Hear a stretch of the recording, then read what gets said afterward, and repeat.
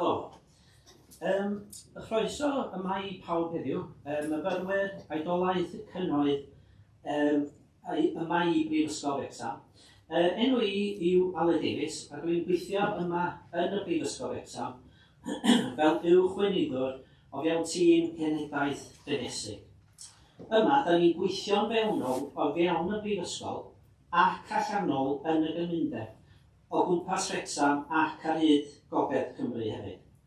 Ein nod yw ddod â anyddraoddordeb y gymdeithasol i'w ben. Gobeithio bod chi wedi weld yr sbondyn tu allan, ond os ddim, plis dwch draw o gweld ni, bydd o'n gret gael sgwrs â chi. Fydd y darlith yma mewn Saesneg, ond yn ystod yr holi ac atab, y Q&A, efo gres ar y diwedd mae'n groeso I chi ofyn cwestiynau mi yn Gymraeg. Fyddai'n me helpu efo cwestiynau ac atebion. Fyddai rwan yn pasio chi ymlaen i'r athro Professor Alex Shepley, pwy fydd yn cadeiro'r darlith heno ac yn gyflwyno ein siaradwr, Dr. Grace Thomas. Diolch yn fawr.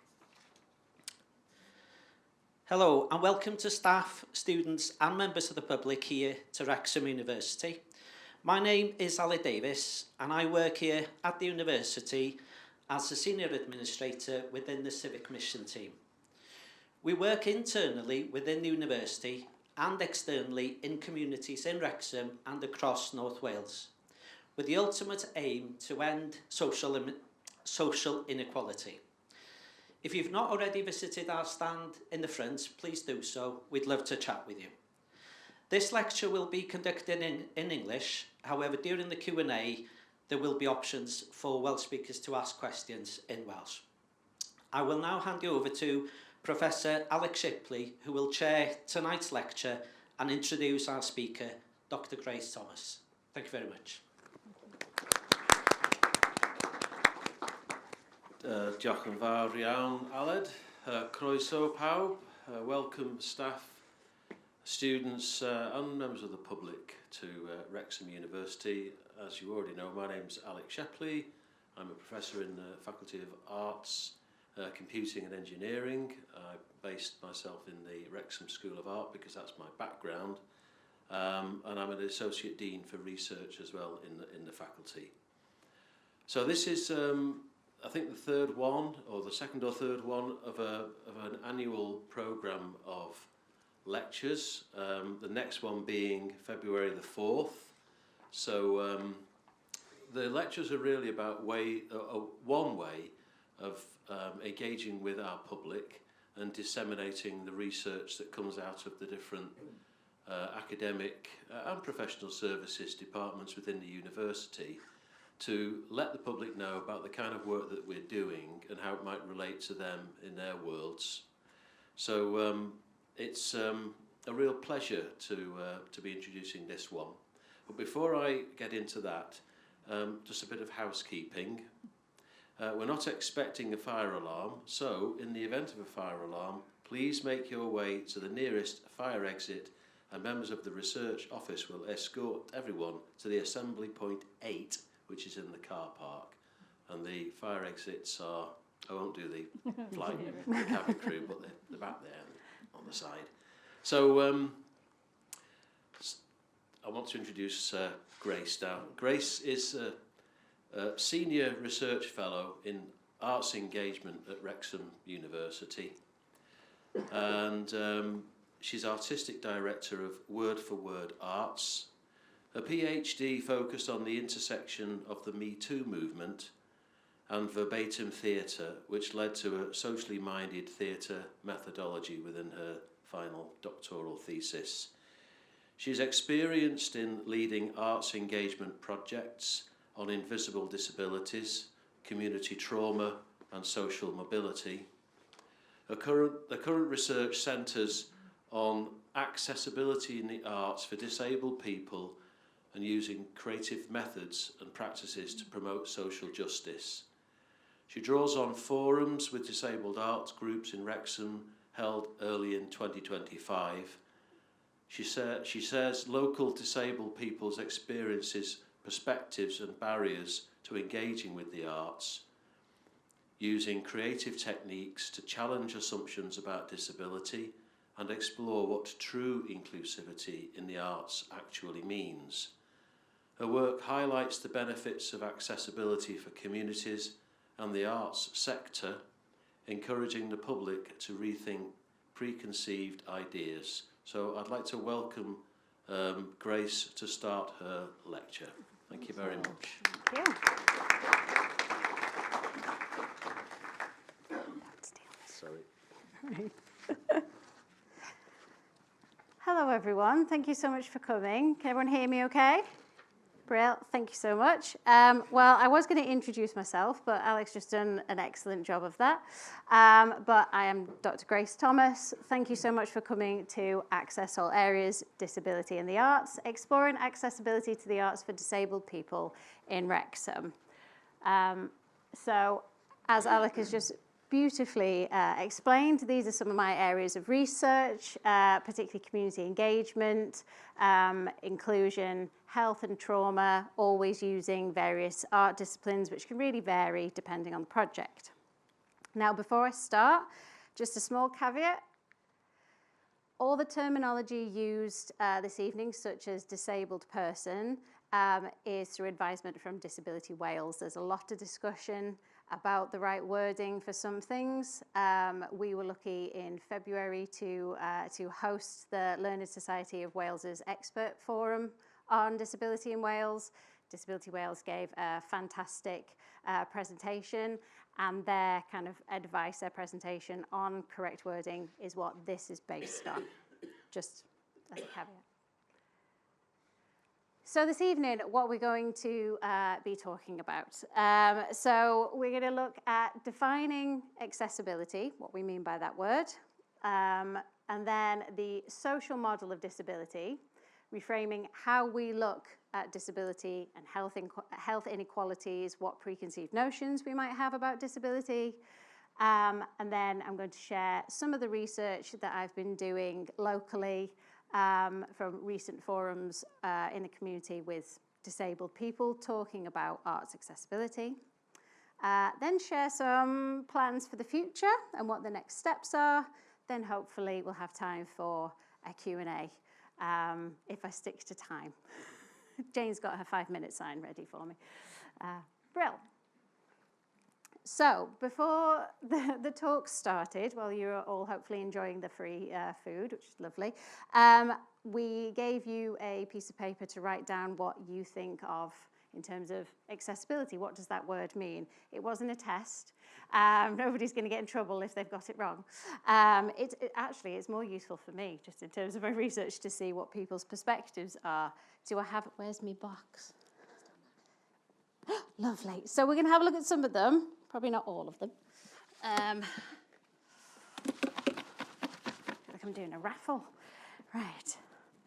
So we're going to just have a share. So somebody's put large print. Absolutely. Very, very good point.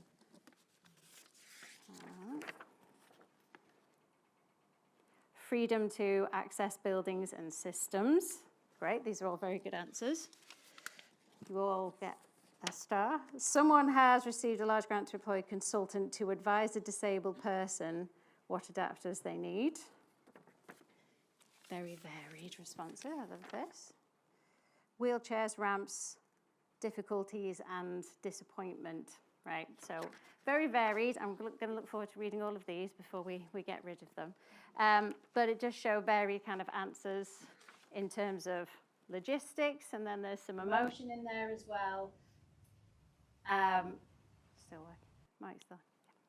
Yeah. So I think it's fair to probably assume that there is a range of lived experiences and knowledge in terms of accessibility. And I think that often comes from lived experience and the opportunity to learn about these topics. No one in this room is ignorant on disability, otherwise you probably wouldn't come to this sort of event. There are people, unfortunately, that have very negative views about inclusion and diversity, and that is a growing challenge and a growing topic that we need to face. But for the large majority of people, it's lack of access to awareness. So, this is from the National Centre on Accessible Education Materials in terms of defining accessibility. Defining accessibility is a big topic. There's a lot of discussion, a lot of published materials on it. But this, I thought, was a really good way of defining what we mean by accessibility.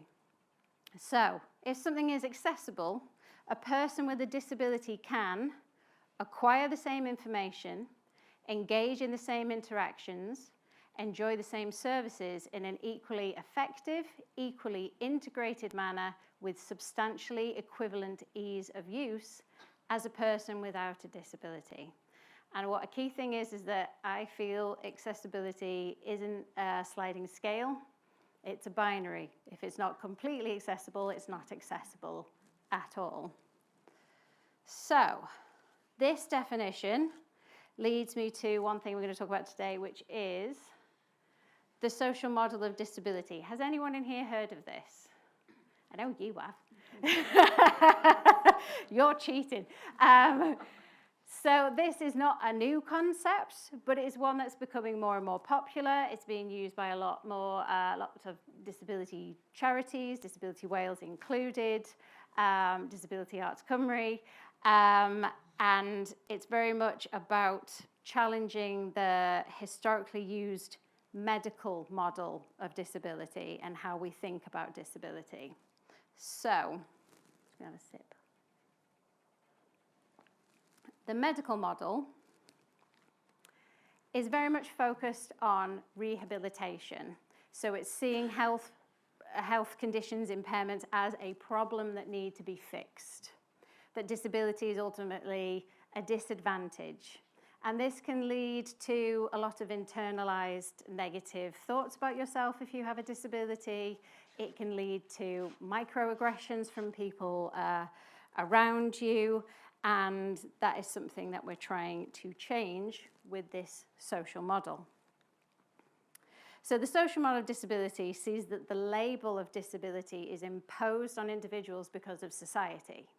If everything was accessible, nobody would be disabled. So people have this imposed on them through their environment, whether it's barriers from society's attitudes, actual policies and procedures, or just the construction of facilities and resources, which is a lot of what people have shared on here. So that is now how we're trying to frame how we think about disability in research, in activism, in charity work, and what we want to aim for really in society. So another discussion point in disability studies and activism is challenging people's perception of disability. Now on these pictures, there's somebody in a wheelchair, and on disabled toilets quite often, that's the image that we see as well. But I think we can all say that we're confident in the fact that a disabled person doesn't look one particular way. Disability is very varied. So, what does disability look like? Well, to briefly make my point, here is a photo from my wedding day in May. Don't we scrub up well? This is me and my husband and my 2 children. This took a whole team, okay? So, credit where credit's due. Now, the reason I'm showing you this is because 50% of the people in this photo are legally, by the government, classed as disabled. Which one? Which half? And immediately looking for clues. But the truth is that you can't tell, we shouldn't jump to conclusions. And there is growing animosity within the media, public rhetoric, political rhetoric about invisible disabilities, particularly mental health and neurodiversity, that we really need to challenge through the activism and the research that we're doing here in Wrexham. That's one of my goals anyway. So, now I want to do a quick exercise. You've all been given a prop, or 2 props, anything. I'm going to give you some examples of things that a person may say to somebody with a disability. Some of these are from forums that I'm going to talk about. Some of them were shared by people that participated in forums. Some of them are things that I have heard. Again, this is not to catch anybody out. There isn't necessarily always a right or wrong. Every disabled person's level of comfort or discomfort, or how they would like things to be worded, is very different. Disabled people are not a monolith, okay? But this is just to have a conversation about how we approach talking about disability, particularly if you yourself don't have that lived experience. So, you do really well. I wouldn't have thought you were disabled. If you think that's okay to say, hold up the tick or the green. If you don't, put up the red. Ooh. That is unanimous. Now, this would be very well-intentioned. I don't think this would necessarily be intended to be nasty, unless they're very passive-aggressive. But would anyone like to share a thought as to why they put the cross up, why they gave their answer? No? That's fine. Actually, I was just reading something today, and I can't think what the term was, where someone was talking about, there was a term for them. It was like when people are sympathetic, but in a way that actually is very limiting. Yes. So, and there's a term for it, and I can't remember, so I feel. No, I know you're absolutely what you're and it happens, and it's not just in disabilities; it's in all sorts of things. Absolutely. Yeah. They might take it the wrong way, like misunderstanding, and help affect their self-esteem as well. Absolutely, and it's also just this idea of people with disabilities don't do well. You do really well. I wouldn't have thought you'd do, what are we trying to say? I think we're all on the spectrum to some extent. Now, I've said this myself. Yes, more mixed. Yeah, this was a tricky one. And it is a fair point that we all can try and understand that conditions like autism are not a binary, they are a spectrum, and to understand that the stereotype of kind of non-verbal or an autistic person that can't look you in the eye doesn't represent all people on that spectrum. But then there's other people that might find that this is diminishing what they have to cope with and the challenges that they face on a day-to-day basis as well. I'm sure it'll be fine. Everywhere is more inclusive nowadays.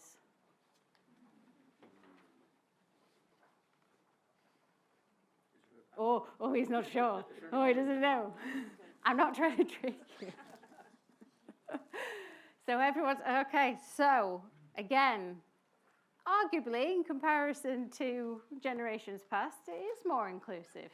But we've still got a long way to go, and as I'm going to share with you, this is one of the quotes from the forum as well, as I'm going to share with you, there are things that we might think in 2025 are no longer an issue, that absolutely are, and it is not consistent. That's where the anxiety comes from, that this person would be trying to reassure. There isn't consistency in terms of how accessibility in various ways is implemented. I don't know how you do it! Exclamation point. Ooh, more mixed, more mixed, more mixed. See, my response when people have said that to me is, I have to do it. Again, I think it's appreciation, it's admiration for people that can overcome challenges, but at the same time, it could be, this is the thing, there isn't necessarily, I mean, there are some things that you definitely shouldn't say, but I do feel that there are maybe some grey areas or points of discussion in terms of how we approach these topics. You're so resilient, look at what you've achieved. Ooh, ooh.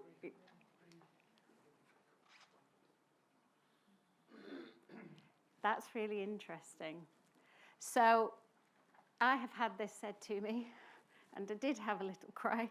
No, because it is kind of similar to that. I don't know how you do it. It's like, well, I have no choice. I have to just crack on with it, sort of thing, and do the best that I can. But at the same time, it's nice to have those things acknowledged as well. that, yeah, no, actually, it does take a fair amount of resilience for me to do A, B, and C in comparison to someone that doesn't have the same challenges as me. You should watch this film/TV show. It has someone with your condition in it. I have had this said to me. That's a unanimous one. Yes, absolutely. So if you are someone similar to me that have something like obsessive compulsive disorder, do you then want to go home after being afraid that all food is going to kill you throughout your working day and watch Nicolas Cage pretend to be somebody that has the same thing? The answer's probably no. I don't want to think about it. But also, we want good representation. So it depends, doesn't it? It depends how it's being approached. It depends who is writing these TV shows and films. It depends who's acting in them.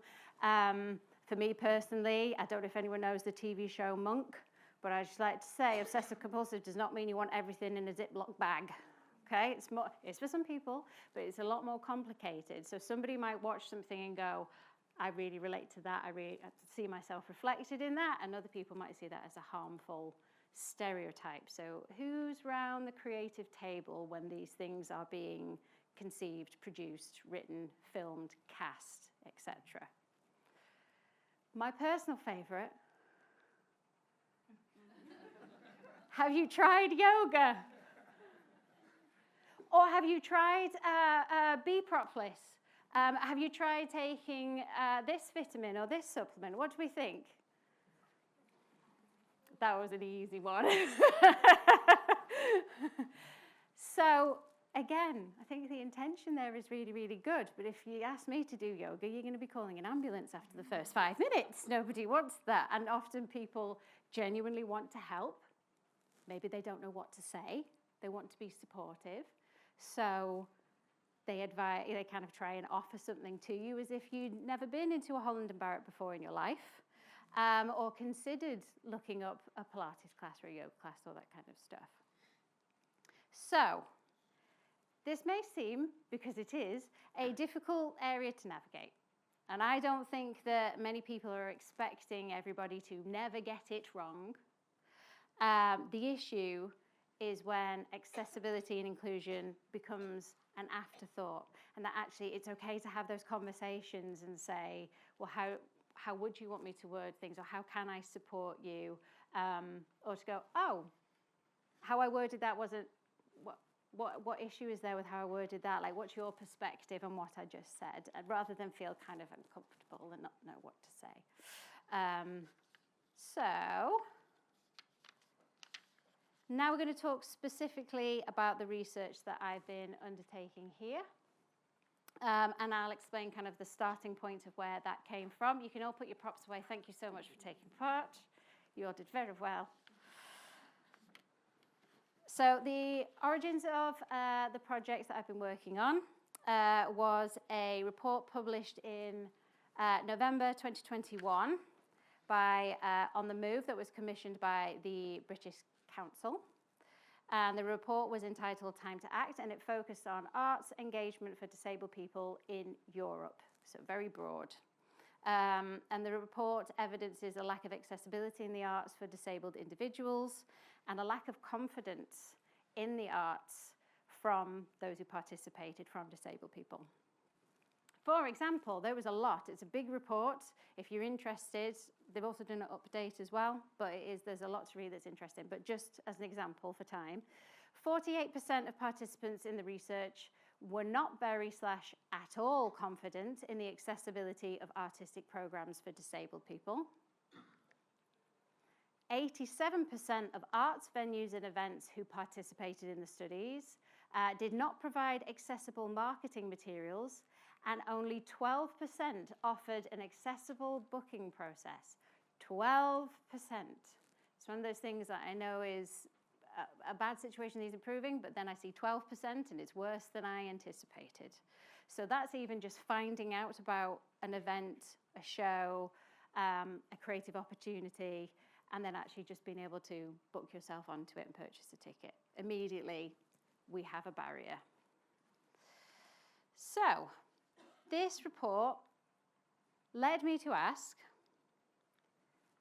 what does this issue look like in Wrexham? That's Europe. Let's whittle this right down to here on the doorstep in this community. What does that look like? Because according to the Office for National Statistics, Wales has a higher percentage of disabled people than the rest of the UK. And Wrexham has substantially higher levels of disability that limit daily activities like substantially than other counties in North Wales. We also have higher levels of people that claim disability benefits and need carers, etc. So, how do we approach this? How do we find out about arts accessibility in Wrexham? So the first step was to work with local disability arts groups to create public forums with local disabled people on the topic.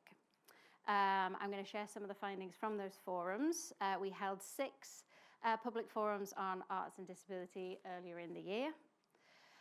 These were partly held here at the university with a group called Emerge Community Arts. They're great, look them up. And also at the Wrexham Miners Project with their Arts for All team, because they regularly have a group of disabled people that go and do different arts projects.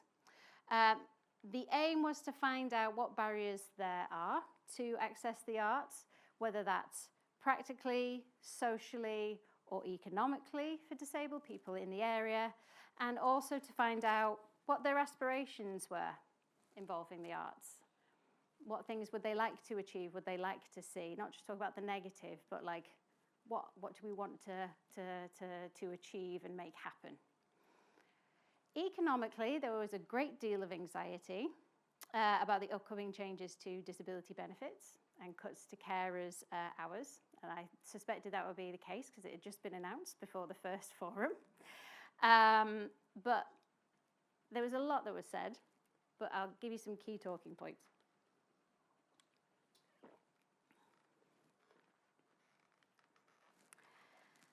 A need for awareness and understanding from arts venues and event organisers regarding accessibility and inclusion. So there was a very strong sense of anxiety about access to and the suitability of facilities in venues such as disabled toilets. Several participants shared very interesting experiences where they've gone to an event, paid for the ticket, and they've gone, and there either isn't a disabled toilet or they can't access it. My personal favourite reference point is the person who went to a music gig and couldn't use a disabled toilet because it was full of blown up balloons for a party the next day. And then when there is access to a toilet, they're often they're not fit for purpose in terms of getting a wheelchair to fit in the right place. There isn't a hoist, and therefore they are not accessible. If everybody can't use them, then they're just not accessible. And therefore, just a really basic part, that lady with the balloon story, she had to go home. So she didn't get to see the event that she'd paid a ticket for. Okay. Disabilities take many forms and face different challenges and barriers to the arts. So there's an acknowledgement, as I said earlier, about invisible disabilities, that there is a lot of stigma over people who have got hidden disabilities, and that those with invisible disabilities are not considered in the same way as those with visible mobility-based disabilities. I was actually today at the Wrexham Miners Project, and a lovely gentleman who took part in these forums, who sadly lost a leg in an accident, said that before that, when he had lots of invisible issues that he couldn't see, he didn't really have the support. But the second he was in a wheelchair, things kind of shifted. Definitely still a lot of barriers and issues and challenges, but that idea of something that we can't see. I personally have parked in, well, my husband has, don't want me to drive, has parked in a disabled bay, and you can see someone coming over ready to tell you off for disabled, and then just puts the badge on the desk, and they just, as if they were never coming over in the first place, of course. And also for people with invisible disabilities, the challenges start before they even leave their house, just finding out how are they going to get there, finding the information about the venue. That is a barrier that isn't always anticipated or supported. a desire to learn new skills and experiences in a range of different creative mediums. So the forums demonstrated that there was a strong belief that creative industries are missing out, that there is a wealth of undiscovered creative talent and important artistic voices that are not being accessed. This isn't just about disabled people having the arts as a therapeutic arts practice, although that's wonderful and more of that needs to happen. These people are all just, some of them had self-published books. They had a band, some of them. They were directing shows within these community groups, within like Emerge and the Wrexham Miners. There's a huge amount of talent there. There's a whole vein of talent that's just not being tapped into. And the arts industries and audiences are missing out on that, or different perspectives as well. Accessibility can improve and disabled people hope for more opportunities in the future. So there was optimism there that things would get better. They had hopes for the future, about having more opportunities, about having careers in the arts. Some of them had talked about coming and doing a degree here as well in various creative fields, and for there to be greater understanding surrounding accessibility for existing venues and arts events organisers, rather than just the limited awareness that they previously experienced. One participant commented, "It's a lack of awareness, I think, a lot of the time. It's a second thought." And from the forums, I created this. This is my entry for, here at the university, we have a fantastic competition called Visualizing Research, where people can submit an image that represents the research that they're doing. It's a wonderful way for everybody across departments to see what everyone's doing. My image that was entitled, "What Does Inclusion Look Like?" I was very happy to win runner-up from the judges panel. I got a certificate and everything. And the photo, in the background, you can see some of the written feedback from one forum.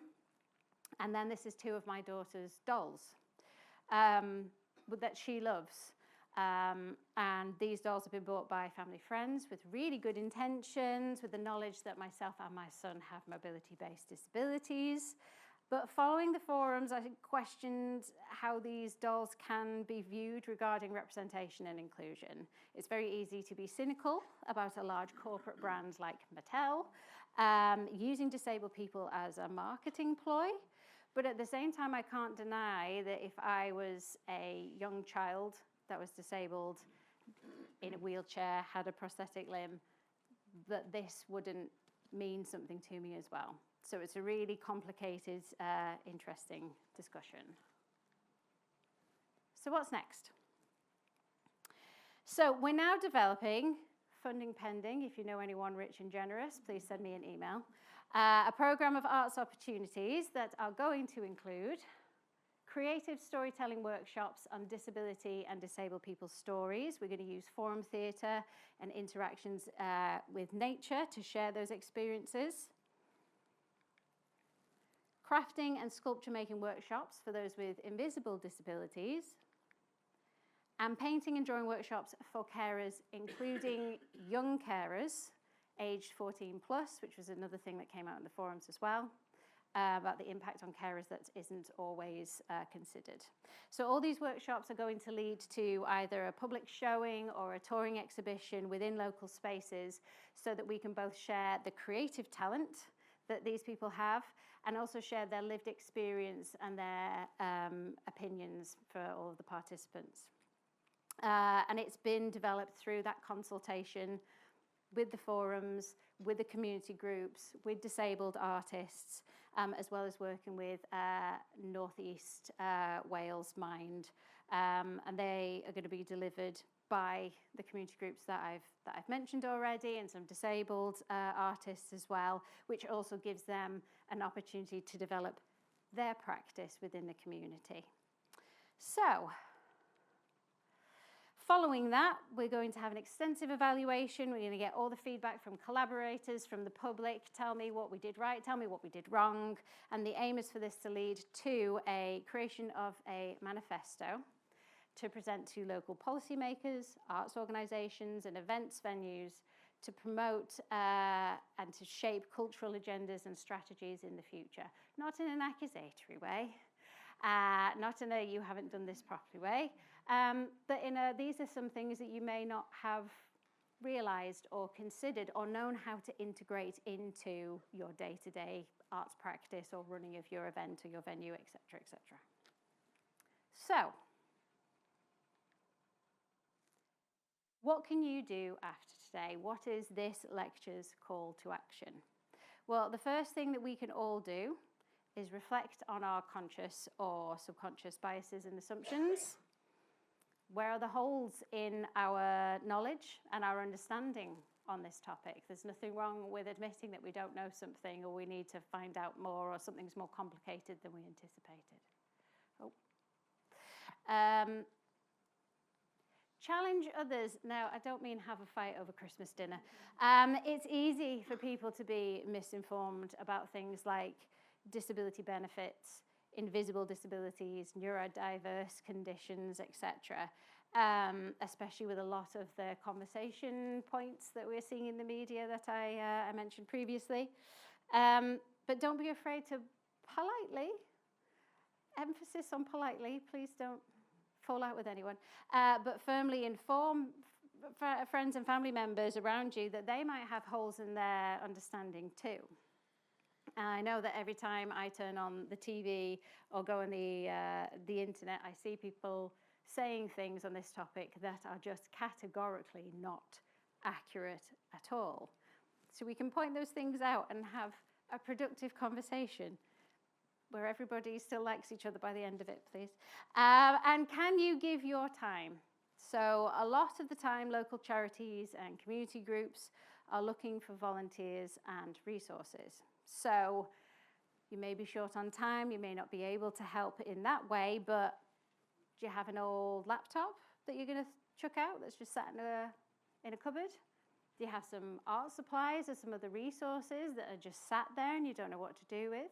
Places like the Wrexham Miners project, they work almost completely from local donations down to paper and pens for drawing sessions.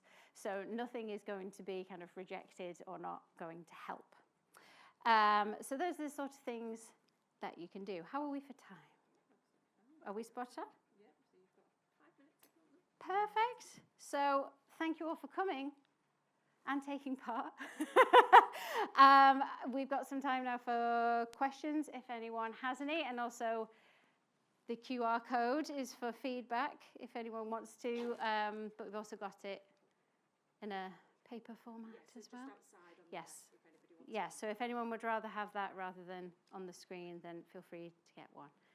Does anyone have any questions? First of all, does this on? Okay, first of all, can we just give Grace a round of applause, please?